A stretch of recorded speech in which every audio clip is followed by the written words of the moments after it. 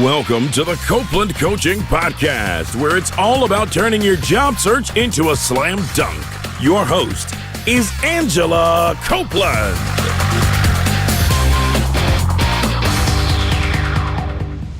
Welcome to the Copeland Coaching Podcast. I'm your host, Angela Copeland. On the phone with me today, I have Elizabeth Gross in Boston, Massachusetts. But before we jump into the interview with Elizabeth, I want to remind you of some really exciting news. The Copeland Coaching Podcast was selected by Amazon recently to be an Alexa skill. And so that means you can now listen to the Copeland Coaching Podcast on any Alexa-enabled device. I've been listening to mine on my little Echo, and it's just been amazing. I hope you'll check it out, and please go into Amazon and leave me a review for the Copeland Coaching Podcast as an Alexa skill. Now let's get back to the interview with Elizabeth. Elizabeth is the founder of Search Divas, where she helps job seekers through their job search journey. Elizabeth has extensive experience at a number of companies, including Monster.com, Bank of America, and Constant Contact. Elizabeth, thanks for joining me today. Hi, Angela. Thanks for having me. Well, it's so great to connect with you on the show. We met recently at South by Southwest because you were there speaking, which is so exciting. And it sounded like your session was really successful. Thank you. Yes, it was. It was a great session. This year at South by Southwest, I talked about conquering your job search journey. Oh, and that's we had great. A lot of interesting people in the audience. Yeah, absolutely. That's excellent. Well, you also spoke last year in 2017, and the title of your presentation, was "You Just Got Laid Off, Now What?" And I really want to kind of focus in on that because that's such an important topic. I'm curious, what inspired you to kind of talk about being laid off and kind of inspiring people on what to do? So in my career, I spent my career in marketing and advertising before I started Search Divas. And because those businesses are very cyclical and have a lot of ups and downs, I had been laid off a number of times. Mm-hmm. I developed the talk to share techniques that I had learned about recovering from a layoff, what kind of strategies to use to get your job search going again, really to be able to help others understand that, this is a little bit of a process to go through, but that you can come out successfully at the end. That's excellent. I know it's super helpful. Well, so you just mentioned that it seems like it's a recurring thing in certain industries or segments. Do you think it was specific to sort of marketing, or have you noticed that there are maybe some areas that are a little bit more volatile than others? I haven't, Angela, and that's the sad thing. It's inherent across every industry. Okay. Now that I run a business where I help people who have been laid off, I see it in every aspect of business today. Small businesses, large businesses, companies are constantly looking to trim, to realign, to save money, to re-engineer themselves, and oftentimes the human talent, the people that they have, are the things that are the ways that they can save money. And then so I find that layoffs are as prevalent today as they were when I was first starting in the creative business. Yeah. And they are across all types of business. Mm-hmm, absolutely. That makes a lot of sense. And I think, too, like something I've kind of learned talking with job seekers is it's not always related to like performance or what you did. And so sometimes being aware that this could happen at any time, and regardless of how well you're doing, I think it's just really important to keep that in mind. I agree. But say, we've been recently laid off and, we weren't expecting it. We came in one day, everything seemed fine, and we were let go. You work with people in this situation. What is the very first thing that we should do if we've been laid off? I have a couple recommendations. The first one is don't panic, because this happens to a lot of folks, and there are systems in place to help you through it. Most likely you've received a severance package, or you'll be able to get unemployment. So don't panic. There will be something that helps you take the next step and move on. And the other thing I advise people is don't call your mother. because your mom will worry about you every day, and then she'll call you every day and ask you, did you find a new job yet? And that's sort of a joke, obviously, but really developing a support system that is positive and not one that's going to be upsetting to you is also really important. Yeah, absolutely. Well, you mentioned that to me before. Don't call your mother, and I think that actually is, it's not something I would have ever thought of, but I completely agree with you because, and I think there's other people in our lives too who may sort of fall into that category. Yes. But I sometimes talk with people who've been recently laid off, and the loved ones or the close friends in their lives, man, they're really critical of that person, or they're put a lot of pressure on them, and they just don't understand what the problem is. I agree. And it's so difficult when you've been laid off. You have so many things that you are dealing with. First of all, you might be dealing with the shock of, walking into your office one day and then, being let go maybe before the end of the day or even before lunchtime. So you have an emotional component that you're dealing with to try to recover from that. A lot of times it's very traumatic. You're not with the people you worked with anymore. You don't really have a routine to return to. There are a lot of things that all of a sudden are very different about your new laid off life. And, a lot of our families, while they care about, it's all coming probably from a place of worry and caring, but they don't always understand that there is a bit of a process to finding a new job, and it very often does not happen the next day, the next week, or even the next month. There's time that has to be invested in it. Maybe you haven't updated your resume in a while, so there's some work that has to be done there. Maybe you're not even sure what you want to do next. Maybe the job you had wasn't even something that you wanted to stay with in the first place. So you might be doing some introspection on where your career could go next. So it's more of a process than I think a lot of people realize. And once you understand that, and once you accept that it's a little bit of time to decide what you want to do next and absorb what's happened and be able to move on in a healthy way, I think that's just a really positive place to be. Yeah, absolutely. You mentioned when we stop working, one of the things that goes away is the routine, like the structure that we had before. Do you ever give recommendations to help people who've been laid off, like to create a new routine? Or, what can they do when that routine goes away?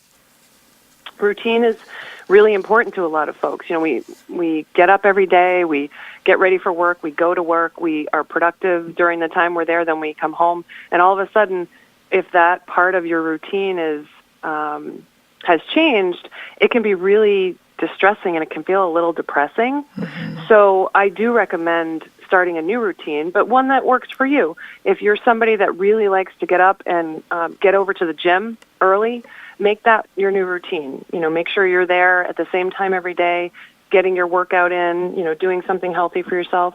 Or maybe you like to volunteer, and so you want to use some of your downtime when you've been laid off to contribute back to, an organization that you think is really doing some great work. So maybe you set that up as part of your routine and your schedule. But the other part is you want to leave yourself a good amount of time for job seeking and the pursuit of a new job. So while having a routine is important, part of that routine should include, I kind of go with a 4-hour a day method, especially if you're someone who maybe is embarking on a job search that might be for the first time in a long time. But 4 hours a day, doing your networking, reaching out to folks, applying for jobs, searching company information, and learning more about what industries you might be interested in. I recommend that be part of your routine. Oh, but I love self-care is important too. Yeah. Yeah, it is. And I think sometimes maybe we're so bogged down in sort of the shock and the emotional processing of being laid off that the self-care and the routine sort of like just go right out the window. And that just really seems to make it even tougher. So from your perspective, you were talking about routine. How soon should we get into this routine of the 4 hours a day? Should we do it, the very next day? Should we take a little bit of time? Like, what seems to be normal?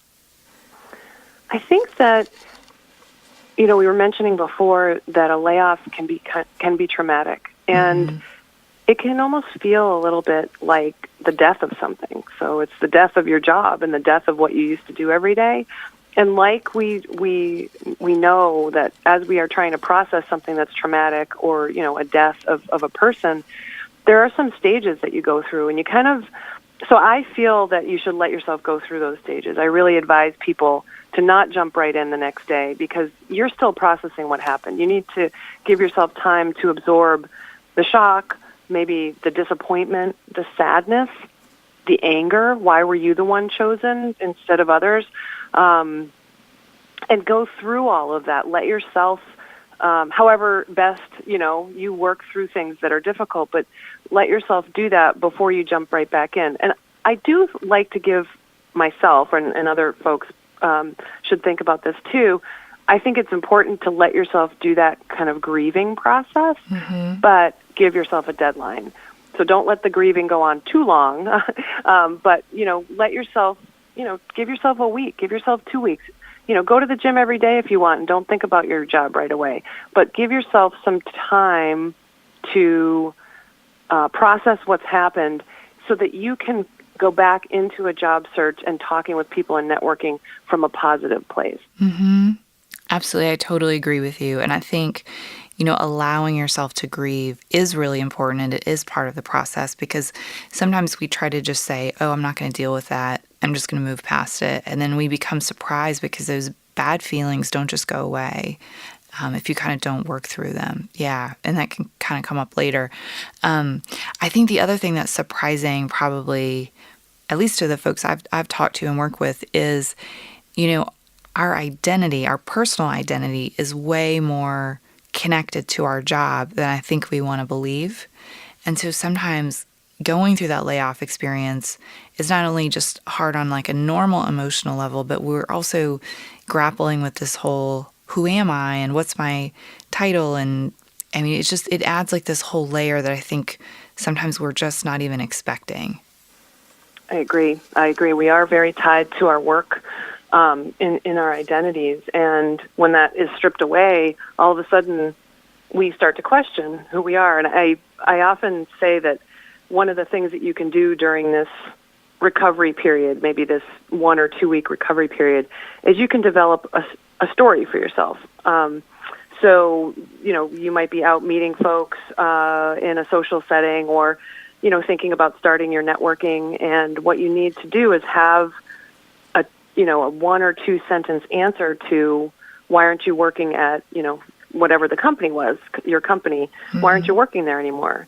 And you need to feel comfortable with that statement. And so it takes some practice too to talk about that in a way that feels authentic and sort of politically correct, if we will. You don't want to disparage the company that you just left. You want to keep things on a very positive, high-level note. But practicing that story and having something to say about why you're not working there anymore is really important, so that when you do get out there and start talking to folks, that, again, that negativity or those bad feelings like you were mentioning, that they don't pop out if you haven't had a chance to deal with them. Yeah, totally.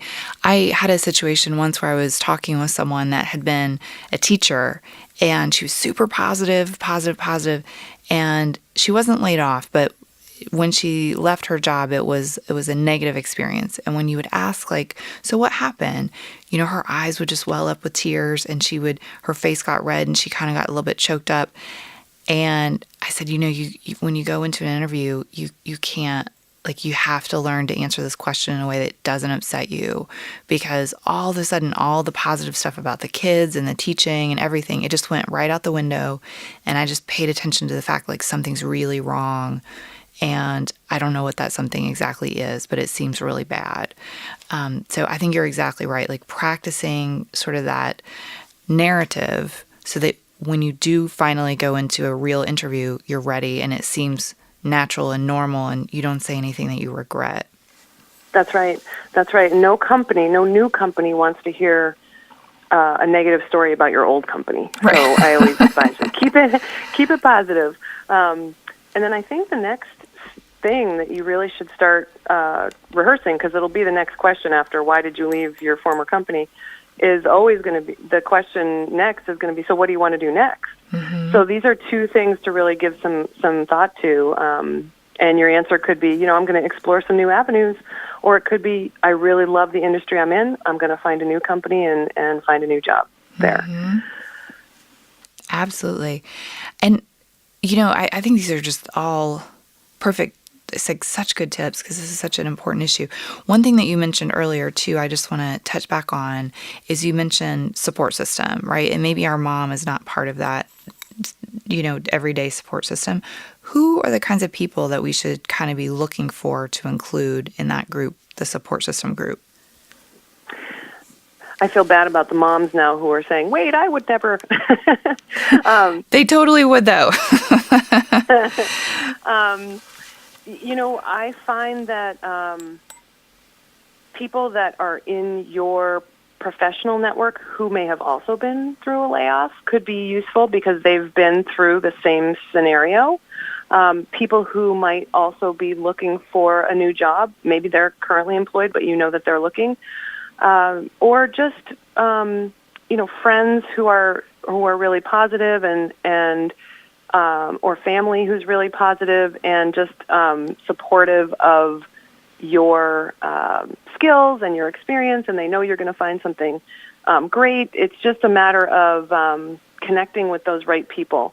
I definitely feel like keeping the positivity around you during a job search is essential, and keeping the negativity at bay is also really essential. So if there are people in your immediate life or in your network who aren't part of that positive group, then I just recommend limiting contact with them during the time because it just isn't going to be useful. Mm-hmm. Absolutely. Absolutely. And the other thing you mentioned too, as we were talking, is that you said, maybe your mom, for example, thinks you should have a job tomorrow, but in reality, it takes time. When you are talking to somebody who's newly laid off, how do you sort of set them up for how long, what expectation do you give them around how long this might take? Because I'm sure it varies wildly. Oh. Sorry. Yes. No. You're right. And as you and I both know, there's no silver bullet to getting your next job. So part of the time frame really depends on how motivated you are going to be to really get the process moving. And then also, where the opportunities are. I mean, as much as we'd like to think that the minute we're ready for a new job, there's a new job waiting for us, we know that's not the case. We know there's a process to go through, that you need to, obviously have your resume and your LinkedIn really, really strong to be a strong candidate, and then you have to go through the process of interviewing for a job. And, at some larger companies, that can take a bit of time. So I don't know if there's an exact formula or a time frame, but I tell people to really anticipate that it could be a 6-month journey, depending on their level of, if they're quite senior or if there's somebody who's a little bit younger. That time frame could vary, but sometimes a 6-month time frame is very common. Mm-hmm. It's super normal, and I've heard the number a month for every $10,000. I'm sure you've heard that, but I don't know. I've heard that too. Yeah, I don't know where that comes from exactly. And yeah. So but like you said, it can be 6 months. It could be more. I think, if you're, less. Yeah, it could be less. It could be tomorrow. we just don't know, but you have to be willing to understand that there's a, you have to be ready for all the ups and downs that'll happen throughout the journey, and just know that it could be longer than you care for. If we knew what the end date was, we'd all be a lot happier. Mm-hmm, absolutely. Well, speaking of the journey, I mentioned in the introduction that you previously worked at Monster.com, which is obviously a company that totally changed the way we search for jobs. I think they came out around 2000. You probably know the exact It was 97. 97. Oh, wow. Okay. Mm-hmm. And totally changed how we look for jobs. And I'm curious, kind of based on what you have seen over the years and working with clients, what can we do today to be better at applying to jobs online? Like, what can we do to be a better online candidate? So most of the jobs that are available to the greater part of the job seekers that are out there are available online. And with the rise of popularity of Monster.com and Career Builder and LinkedIn and a number of other ways that we can search for jobs, even company websites. Most companies have a careers area of their site where they post jobs. So the majority of places to look for jobs are online. The great news is it's really easy to apply for jobs online. And the bad side of that story is that it's so easy that anybody can do it. So it's highly competitive now. Mm-hmm. The job postings that maybe used to get 10 or 20 or 30 responses now might get hundreds or even thousands of responses. So the competitiveness factor has really increased, which means that our materials as job seekers need to also be highly competitive. Your resume needs to really showcase your experience with impact. It cannot be a bulleted list of things that you did at every job, because it's just, we know that hiring managers and recruiters are so busy that they might not have time to read through all that. So you want to make sure that you've got a resume that really utilizes today's best practices in presenting your information and making it come through as strongly as possible. You also want to make sure that you are utilizing keywords, because a lot of what goes on in the online job search world is matching a candidate to a job to job requirements through the use of keywords and software systems that help recruiters and HR people sort through this big bunch of resumes to find the right people. So you want to work with your keywords to make sure that if it's a specific job that you are applying to, that you have keywords in your resume that align with those same keywords in the job posting. Oh, that's great. And I think you just mentioned the job posting and paying attention to the job posting. I think that's it. And having things that are customized, like you said, using those keywords. But I guess when it comes to the search, you mentioned how competitive it is online because everyone can apply really easily. When we take that into consideration, are there things that we can do offline to be better job searchers as well? Yes, absolutely. So becoming a candidate that is highly informed and with the outreach that you're doing, maybe you're doing a lot of networking or you're connecting with people that are not that in a way that's not necessarily via online job postings. You want to make sure you've done your research. So if you're connecting with folks because you're interested in perhaps their career path, or the company that they are working in has a job that you're interested in, make sure you've done your research about the company. Make sure you prepared yourself for any sort of networking meetings by putting together a list of questions that would be relevant to the conversation. Make sure that you're very specific about what you are looking for from the meeting. If you're looking for advice, ask for the advice. If you're looking for direction on, are there roles at this company that I might be a candidate for, make sure you ask directly. You want to make sure that you're leveraging all of your offline opportunities as best possible. So making sure you're prepared and informed is the best way to start that process. Yes, absolutely. Absolutely. And, I think as much as we should be online and searching online, when you look back at your job history, very often you found your jobs offline. And so I think you don't want to forget that just because Correct. There are so many great websites out there. I think the probability that you're going to find it offline is actually higher usually than you're going to find it online. But online still, it works together. It's you can't It does leave work together. either piece out. Well, so you mentioned when we are kind of looking for this new job that we may want to be introspective. We may want to think maybe there's a new path. Maybe this job we've been doing forever is not quite the right thing for us. And maybe we want to change paths like completely. When you talk to somebody who's decided they want to change paths completely, how do you, like, where do we start with like the rebranding effort? Where should we look? I think that it depends on really what you're looking for, and I end up talking, and I'm sure you talk to a number of people who do want to make a pivot in their career. Maybe starting off with some research would be a good first step.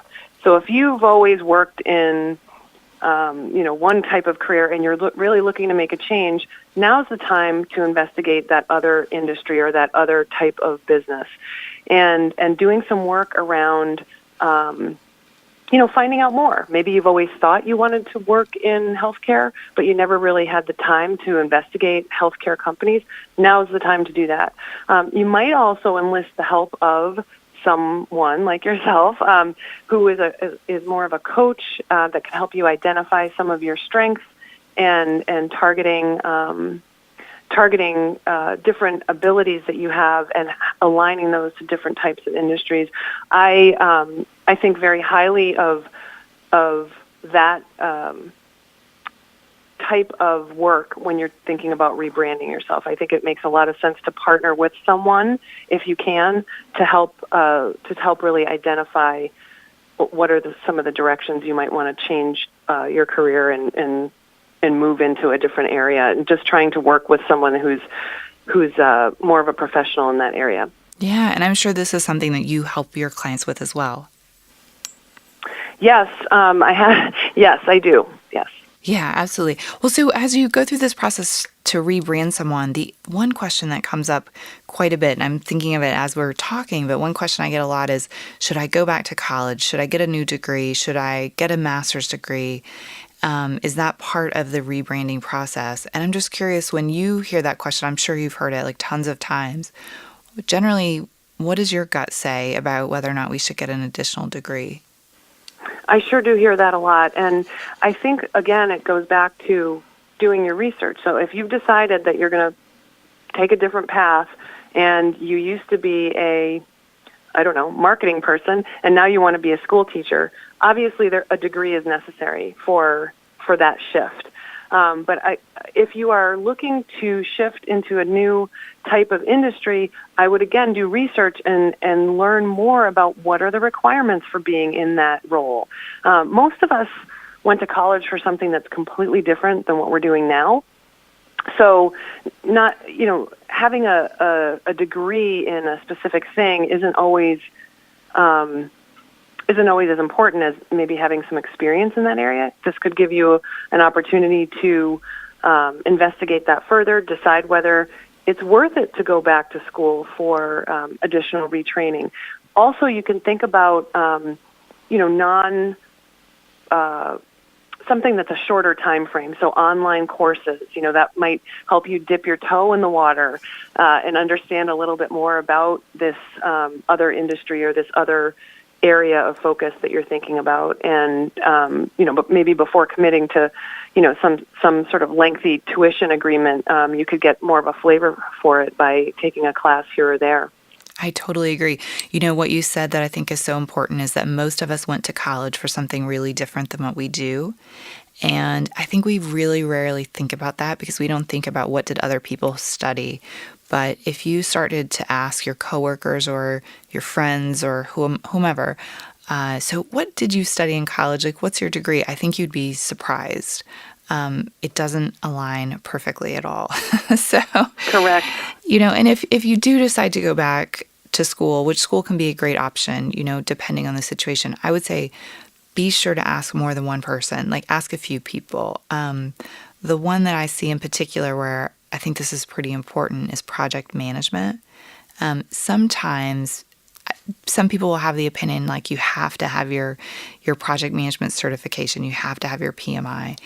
And other people, or your PMP, I should say, and other people will say, oh, it doesn't matter at our company at all. We'll train you, or we don't care. We think it's, something that comes naturally or whatever. And so there's really different opinions out there about things. So just be sure and get the full picture before you, like you said, you sign up for a tuition agreement and a program, because I agree. Man, that's a big commitment. Yeah. Well, so speaking of money, I did want to ask, I wanted to touch on this topic for a second, because using like a coach is really great, but sometimes, especially if we've been laid off, we can't necessarily afford the services of a coach. It's just too expensive sometimes. And I'm curious, have you seen any good resources out there that you might recommend to folks who are struggling financially to get that professional help? I do, and I'm not sure how every state is set up, but here in Massachusetts, we have career centers that are part of the Department of Labor that are available for any job seeker, not just people who are laid off, but people who are looking for maybe some direction around their job search. They often have different resources within them, folks that'll help you write your resume, folks that'll help you think about what that next step might be in your career if you're thinking about pivoting or taking a new direction. So if those are available in your area, I recommend doing some research around. In our state in Massachusetts, it's called the Department of Labor. In different states, it might be called something else, but there are oftentimes resources through that.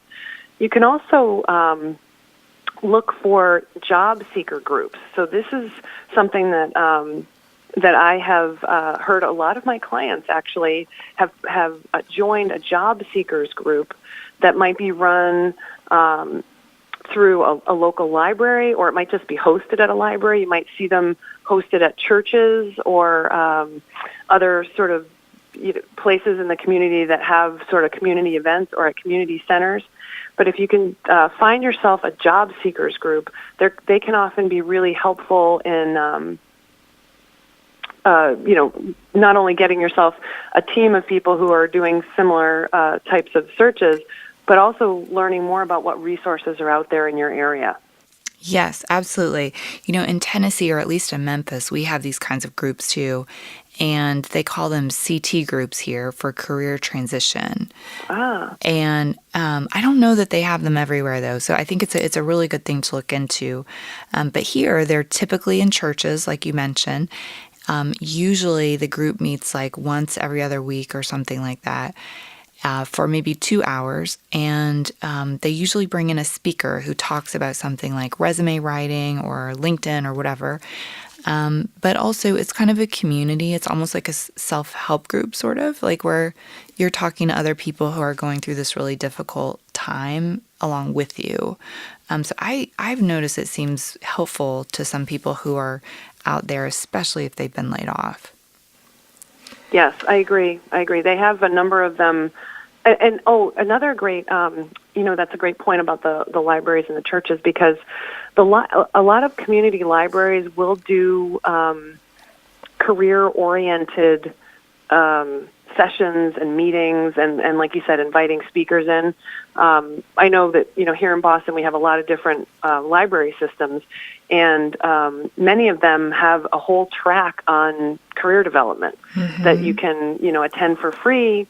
Different types of topics are covered, and like you said, different speakers are brought in, and it's really great resources. Our libraries are continuing to be important parts of the community, and especially when you're looking for a job or you've been laid off, that might be a good resource to leverage. Yeah, absolutely. And I will say they're not as customized as if you work with someone one-on-one. It's not going to be specific to you. I mean, it won't be quite the same, but I think if you're struggling and money is a big issue, it's better to reach out and get some help than to kind of just not get help. I think there are options that are available. Well, Elizabeth, this has been wonderful. Where can we go to learn more about you and all the great work that you're doing? I have a website. It's jobsearchdivas.com, And all of my information is on there. And the talk I did at South by Southwest last year, You've Just Been Laid Off, Now What, is there in its entirety. So if you would like to watch it, you can see it there. Oh, that's excellent. Well, that's great. I will link to this in the show notes so that everyone can go and visit. Elizabeth, thank you so much. This has been great. Thank you, Angela. And thanks, everyone, for listening. Thanks to those of you who sent me questions. You can send me your questions to angela@copelandcoaching.com. You can also send me questions via Twitter. I'm @CopelandCoach. And on Facebook, I'm Copeland Coaching. Don't forget to help me out, subscribe on Apple Podcasts, and leave me a review.